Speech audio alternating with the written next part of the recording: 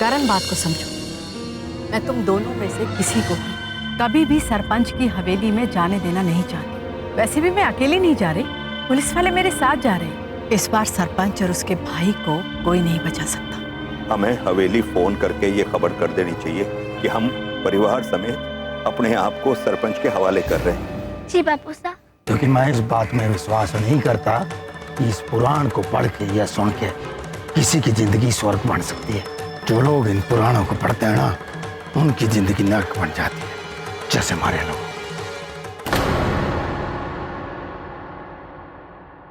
और हमारा बदला तब तक पूरा नहीं होगा जब तक मैं रणवीर और अरुणा को खत्म न कर देता। आपको क्या लगता है आप रणवीर को मार के चैन की सांस ले लेंगे? आप रणवीर की मां अरुणा को नहीं जानते, भाई साहब जानते हैं, और इसीलिए वो आपको हर बार रोकते हैं। अगर आपने रणवीर को खत्म कर दिया ना, तो फिर आपको जेल जाने से कोई नहीं रोक सकता, भाई साहब भी नहीं। तुम्हें क्या लगता है इस दुनिया में कोई भी ऐसा आदमी है जिसकी हिम्मत हो हमारी हवेली की तरफ आंख उठाने की?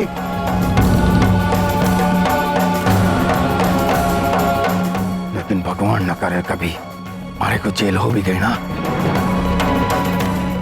इतनी हिम्मत है हमारे अंदर, वहीं जेल से बैठे बैठे उस आदमी की आंखें निकालूंगा मैं।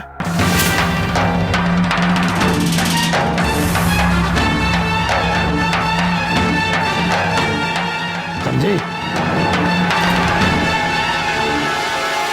बापू साहब, अब हमारी ये दुश्मनी छोड़ क्यों नहीं देते?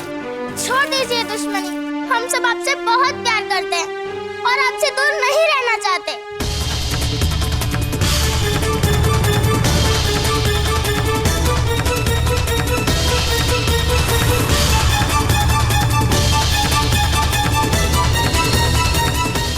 बेटी है तो देख, मैं तेरे एक कहानी सुनाता हूँ, सुनेगी? एक ना राजा था, उस राजा को शिकार करने का बहुत शौक था। और उस राजा की एक खासियत थी कि उसके पास एक तोता था। उस तोते को उसने सोने के पिंजरे में रखा हुआ था और खूब सारे सैनिक लगाए हुए थे उसकी सेवा के लिए, उसकी सुरक्षा के लिए। एक बार राजा जंगल में दूर चला गया और शिकार करते करते रास्ता भूल गया। फिर उसको कुछ डाकुओं ने घेर लिया। डाकुओं ने उसे खूब मारा, लेकिन जान न निकली राजा। फिर कुछ लोगों ने उसे देखा और पहचाना, फिर राजमहल लेके आए। फिर जो राजवैद्य होता है ना, जैसे आजकल डॉक्टर हुए हैं, पहले राजवैद्य होता था। राजवैद्य ने उसे ठीक कर दिया और बोला कि अजीब बात यह है कि इस आदमी के अंदर तो जान ही ना है, इसकी आत्मा तो कहीं और रखी है। तुम्हें पता हो उसकी आत्मा कहां थी? नहीं पता ना? उस राजा की जान थी उस तोते के अंदर, समझी? इसलिए उस तोते को इतनी हिफाजत में रखता था वो, सैनिक लगा के, सेवा करके। और थारे राजा की जान कहां है?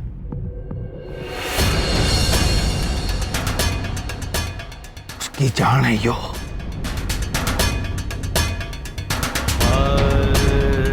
हमारी बेटी। अगर थारे को कुछ हो गया ना, तो थारा ये बापू साहब बिना आत्मा का शरीर बन के रह जाता।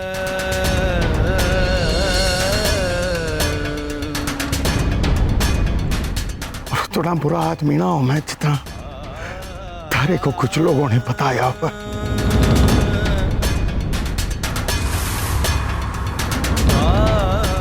ऐसा कभी हो सके क्या? नहीं ना?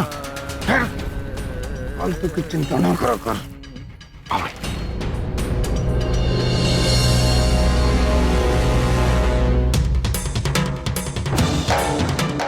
भर दिया ना उसके अंदर भी जहर।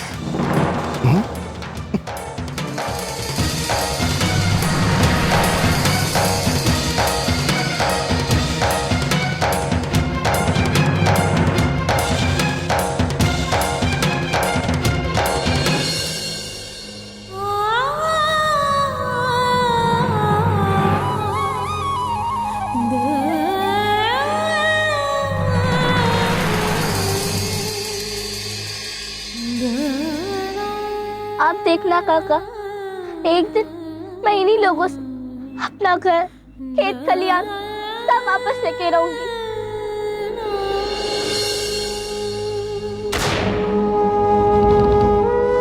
बात राजा और गुलाम की ना है, बात तो रणवीर भाई साहब और उनके परिवार की है ना। हमें हवेली फोन करके ये खबर कर देनी चाहिए कि हम परिवार समेत अपने आप को सरपंच के हवाले कर रहे हैं। अब मैं क्या करूं?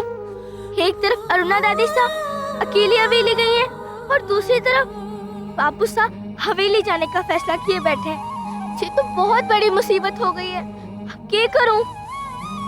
हाँ, टीचर जी से बात करती हूँ, वही कुछ बताएंगी।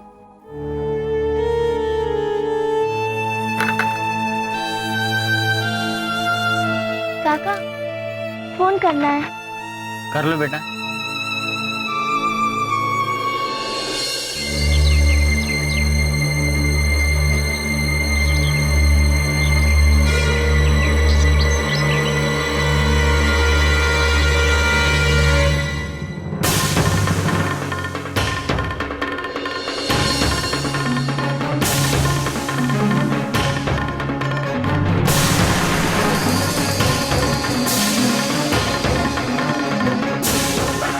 इसलिए मैं थारे को अपनी जिंदगी अपने घर से निकाल रहा हूं। निकल गए यहां से।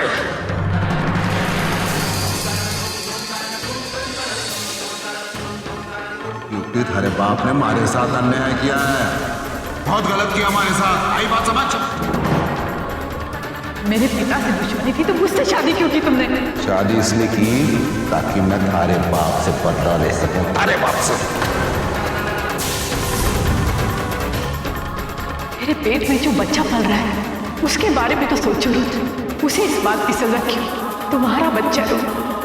आज के बाद तू एक विधवा का जीवन जिएगी।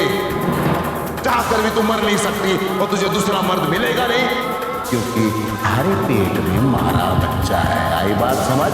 चल निकल यहां से।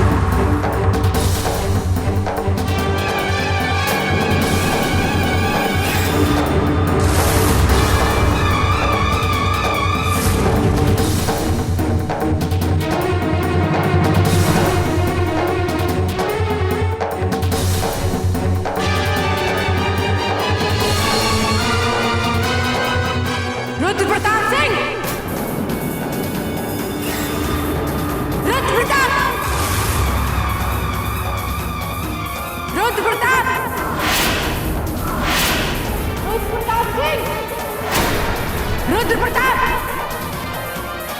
बाहर निकल।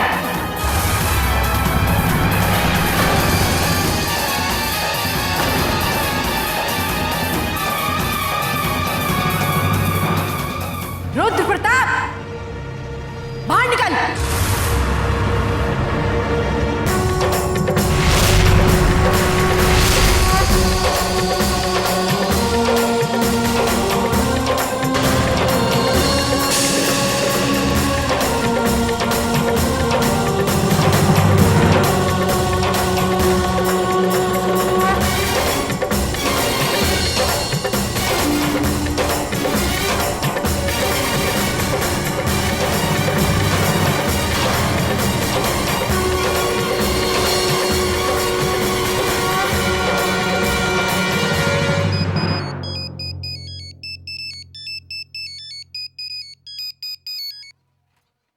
हेलो टीचर जी नमस्ते। प्रगति, कैसी हो तुम? और रणवीर कैसा है? उसकी तबीयत ठीक है ना? टीचर जी, मैंने आपसे एक बहुत जरूरी बात बतानी है। हाँ बताओ। अरुणा दादी साहब अभी अभी सरपंच की हवेली गई हैं, वो भी अकेली। और करण काका और रणवीर काका को भी साथ नहीं ले गई हैं।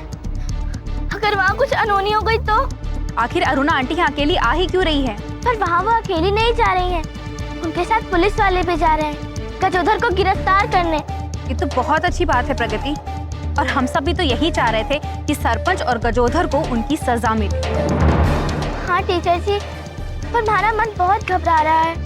आपको तो पता ही है कि जिस सरपंच और गजोधर कितने शैतान लोग हैं और वो कुछ भी गड़बड़ी कर सके हैं। इस बार का माहौल बिल्कुल अलग है, और वैसे भी मैं तुम्हें हर बात की खबर देती रहूंगी। मैं अभी हवेली ही जा रही हूँ, जो भी होगा मैं तुम्हें फोन करती रहूंगी। टीचर जी, मैंने भी वहाँ आना है, मैं भी चलूं? प्रगति, तुम यहाँ क्या करोगी आके? मैंने तुम्हें कहा ना, मैं तुम्हें खबर कर दूंगी। प्लीज टीचर जी, मना मत कीजिए, वहाँ पर मैंने आना है। ठीक है बाबा, आ जाओ, मगर संभल कर आना, ठीक है? ठीक है टीचर।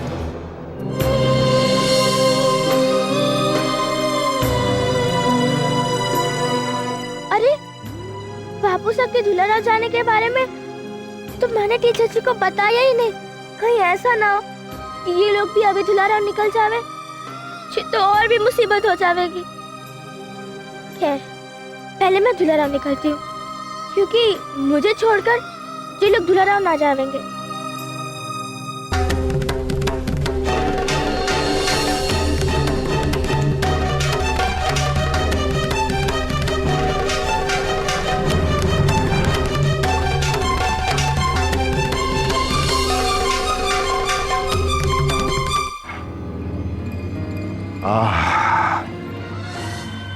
शांति मिली तारे को देखकर। अरे मारे को पता था तू एक दिन जरूर आएगी यहाँ पे अपने हवेली में, मारे को एक दिन माफ कर देगी, मारे को पता था। अरे तू खड़ी क्यों है? बैठ ना, आजा बैठ। कमाल है, जितना खुश तुम अपने आप को दिखाने की कोशिश कर रहे हो उतना लग नहीं रहे हो। क्या बात है रुत? आज पहली बार तुम अपनी इस बड़ी सी हवेली में डरे हुए खड़े हो। किस बात का डर है? तुम तो अपने आप को इस बड़ी सी हवेली का राजा समझते हो ना? राजा तो हूं,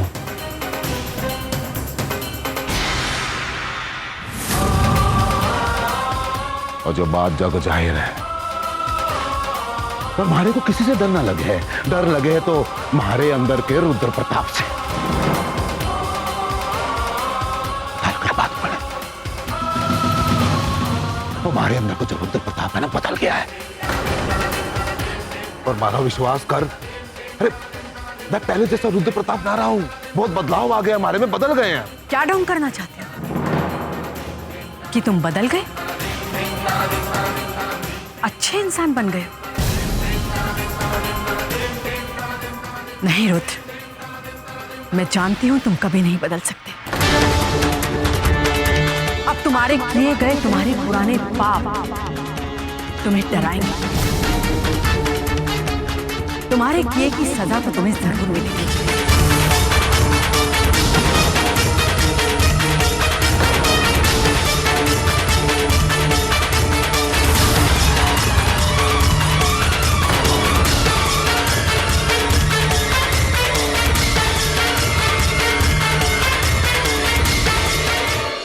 इस रुद्र प्रताप ने किसी के आगे हाथ ना जोड़े,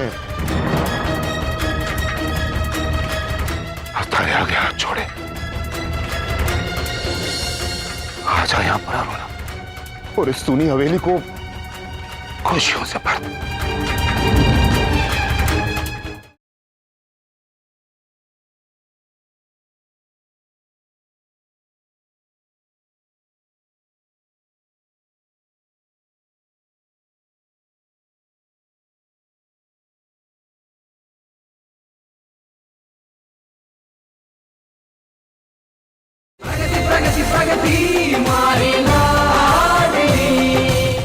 अरे अरुणा, हमारी बात समझने की कोशिश कर। अरे मारे को लगा कि आज तू मारे को समझने की पूरी कोशिश करेगी, माफ कर देगी मारे को। अरे थारे को क्या पता, जब थारा पाप थारे आंखों के सामने नाचे है ना, तो मौत आवे है। हर घंटा, हर मिनट, हर सेकंड बस मौत आवे है दिल में।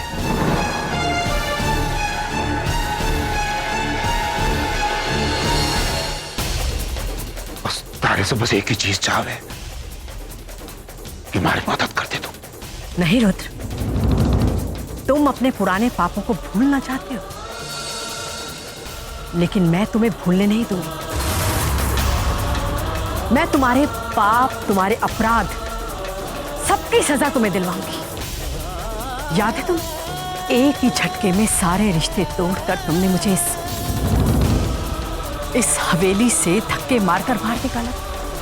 वो एक एक धक्का पिछले 25 साल से मेरे दिल पर चोट पहुंचा रहा है। अरे याद है हमारे को कि 25 साल पहले थारे को मैं इस हवेली से बाहर निकाला था, याद है हमारे को? याद है? अरे कैसे भूल सकते हैं वो दिन? आज तक पछता रहे हैं। जान जा रही है हमारी रोज रोज।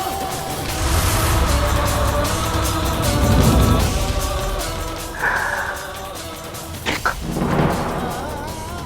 अरे वो आज भी बोलते हैं, मान जा, आ जा इस हवेली में। अरे तू आ गई ना, तो पूरे गाजे बाजे के साथ, पूरे मान सम्मान के साथ, पूरे इज्जत के साथ सारे को हवेली में लेकर आएगा सारा ये रुद्र प्रताप। रानी की तरह रखेगा या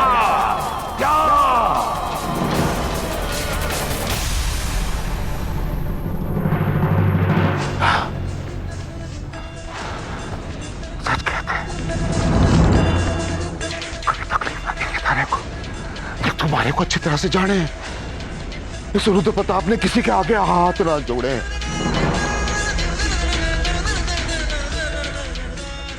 आगे हाथ छोड़े। आ जा यहां पर अरुणा,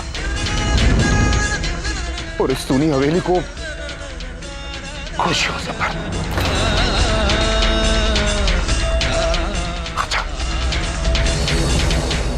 ये माँ को हो क्या गया? माँ कुछ समझती क्यों नहीं है? सरपंच की हवेली में अकेले ही चली गई। कम से कम करण को तो साथ लेकर जाती। उधर वहां हवेली में सब के सब पागल है, सनकी है। एक बचाता है, दूसरा गोली चलाता है। यही फालतू का नाटक चलता रहता है वहां पर। किसी की नहीं सुनती है माँ, बहुत जिद्दी है। क्या करूं? हाँ, आशा को फोन करता हूं, उससे कहता हूं कि वो हवेली चली जाए। कम से कम कोई तो होगा माँ के साथ अपना। रणवीर, हाँ रणवीर, कैसे हो तुम? और तुम्हारी तबीयत कैसी है? आशा, मैं बिल्कुल ठीक हूँ, लेकिन आशा, माँ सरपंच की हवेली चली गई है, वो भी अकेली।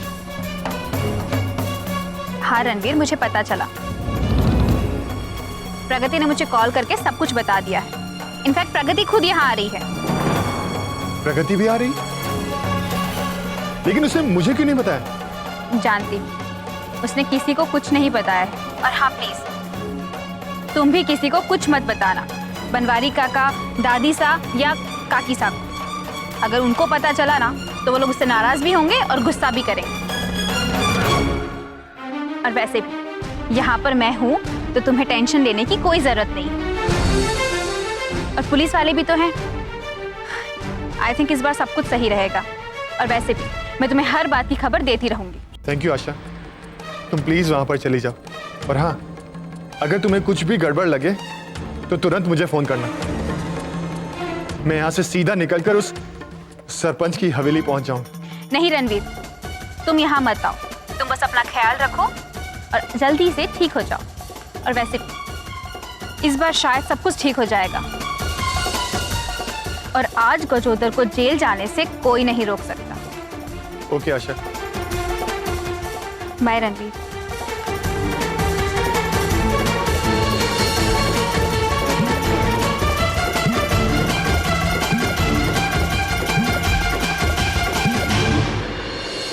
लेकिन तूने फिर से मेरे बेटे पर गोली चलवाकर मेरे पुराने जख्मों को हरा कर दिया। अरे मैं रणवीर पे गोली क्यों चलाऊंगा? अरे मैंने तो कितनी बार बचाया लल्ला से। याद है आंदोलन के दिन मारना चाहता था गोली, उससे पहले भी मारना चाहता था, पर मैंने बचाया उसे।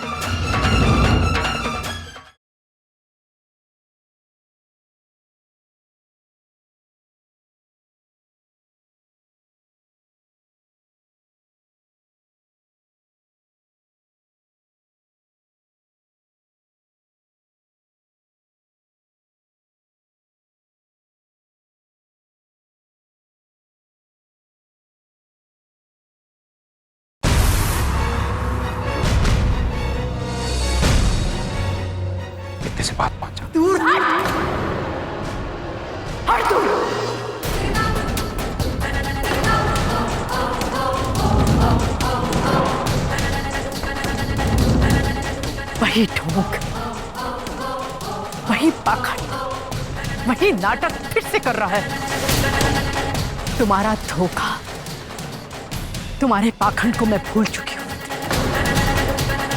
लेकिन तूने फिर से मेरे बेटे पर गोली चलवाकर मेरे पुराने जख्मों को हरा कर दिया। अरे मैं रणवीर पे गोली क्यों चलाऊंगा? अरे मैंने तो कितनी बार बचाया लल्ला से। याद है आंदोलन के दिन मारना चाहता था गोली, उससे पहले भी मारना चाहता था, पर मैंने बचाया उसे। अरे क्यों ना बचाओ? अरे हमारी जिगर का टुकड़ा है रणवीर।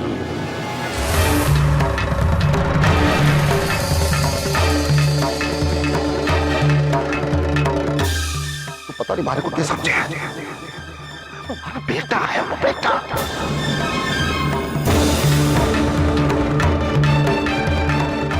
अरे हमारा खून जो हमारी रगों में दौड़े है ना, वही खून उसके रगों में दौड़े है। चुप!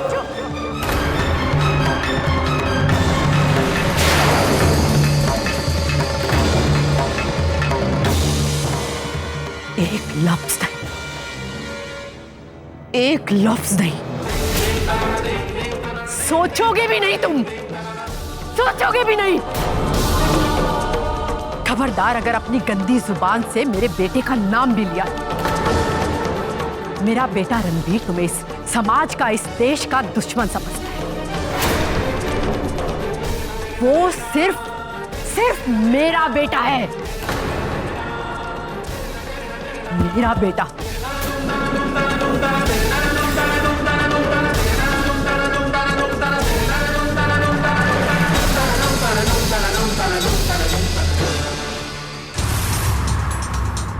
हे माता रानी, जे मैं के सुन रही हूँ, जे रणवीर बड़े हुकुम का बेटा है और जे उनकी लुगाई। एक सौत कम थी जो दूसरी आ गई।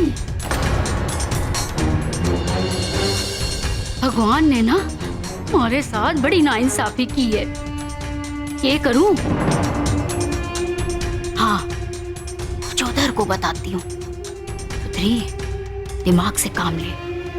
अभी नहीं, वक्त आने पे कचौधर को बताऊंगी।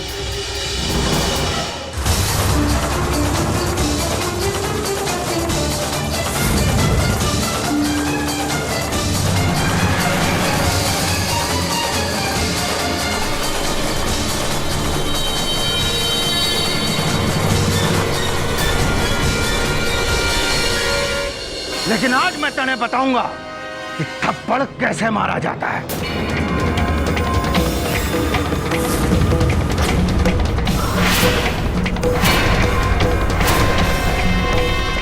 मेरी हिम्मत देखना चाहता है? आज मैं तुम्हें छोड़ूंगा नहीं। नहीं लल्ला, नहीं नहीं नहीं लल्ला,